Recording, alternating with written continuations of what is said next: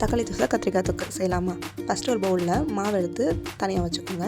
Next இன்னொரு பவுலில் காஞ்ச மிளகா, அது கூட கொஞ்சம் தண்ணி அதை ஊற்றி தனியாக அதை ஓரமாக எடுத்து வச்சுக்கோங்க. நெக்ஸ்ட்டு பிளேட்டில் வெங்காயம் தக்காளியெல்லாம் சாப் பண்ணி வச்சுக்கோங்க. தேவையான பொருட்கள்லாம் ஃபஸ்ட்டு ஒரு மிக்ஸி ஜாரில் காஞ்ச மிளகா அது கூட தக்காளி கூட நல்லா ஃபைன் பேஸ்ட்டாக அதை அரைச்சி எடுத்துக்கோங்க. நெக்ஸ்ட் அந்த அரைச்சி வந்த ஃபைன் பேஸ்ட்டை எடுத்து வச்சுருந்த மாவில் ஊற்றி நல்லா மிக்ஸ் கொடுத்துக்கோங்க. நல்லா தோசை பேட்டர் வர வரைக்கும் நல்லா மிக்ஸ் பண்ணிவிட்டு அதை தனியாக ஓரமாக எடுத்து வச்சுக்கோங்க. நெக்ஸ்ட்டு கத்திரிக்காய் தொக்கு செய்கிறதுக்கு கத்திரிக்காய் நல்லா வாட்டி எடுத்துக்கோங்க தீயில. நெக்ஸ்ட் ஒரு வானலில் கொஞ்சம் ஆயில் ஊற்றி நெக்ஸ்ட் அது கூட பச்சை மிளகா, இஞ்சி பூண்டு அதை நல்லா பொன்னிறமாக வறுத்து எடுத்துக்கோங்க. நெக்ஸ்ட்டு அது கூட வெங்காயம் ப்ளஸ் தக்காளி போட்டு நல்லா கோல்டன் ப்ரௌன் கலர் வர வரைக்கும் நல்லா வதக்கி எடுத்துக்கோங்க. அது கூட மசாலா ஐட்டம் மிளகாத்தூள், கரம் மசாலா ப்ளஸ் உப்பு அது போட்டு கொஞ்சம் தண்ணி ஊற்றி நல்லா வேக வச்சு சுண்டி வர வரைக்கும் விட்டுருங்க. தக்காளி தோசை கத்திரிக்காய் தொக்கு ரெடி.